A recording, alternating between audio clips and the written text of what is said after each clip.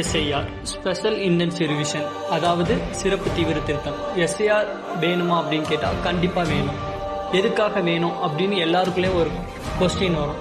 அது என்னது அப்படின்னா, ஒரே பேரில் 2 ஓட்டு வச்சுருக்கவங்க, அதுக்கப்புறம் இறந்தவங்க பேரில் கள்ள ஓட்டு போடுறவங்க, இதெல்லாம் தடுத்து மக்களால் அவங்களுக்கு பிடிச்ச ஒரு தலைவனை தேர்ந்தெடுக்கணும் அப்படின்னா மற்ற போலியான கட்சிக்காரர்கள் அவர்களெல்லாம் பொய் ஓட்டு போடாமல் இருக்கணும் அப்படின்னா கண்டிப்பாக இந்த எஸ்ஐஆர் வந்தே ஆகணும். இப்போ கொஞ்சம் மாதம் தானே இருக்குது. இந்த எஸ்ஐஆர் 6,45,00,000 மக்களை எப்படி நம்ம சரி செய்யலாம் அப்படிங்கிறது எல்லாருக்குள்ளேயுமே ஒரு கேள்வியாக வரும். அது எல்லாருக்கும் நியாயமான கேள்வி தான். இப்போ இந்த எஸ்ஐஆரை நடைமுறைப்படுத்த முடியுமா அப்படின்னா ரொம்ப கஷ்டம்.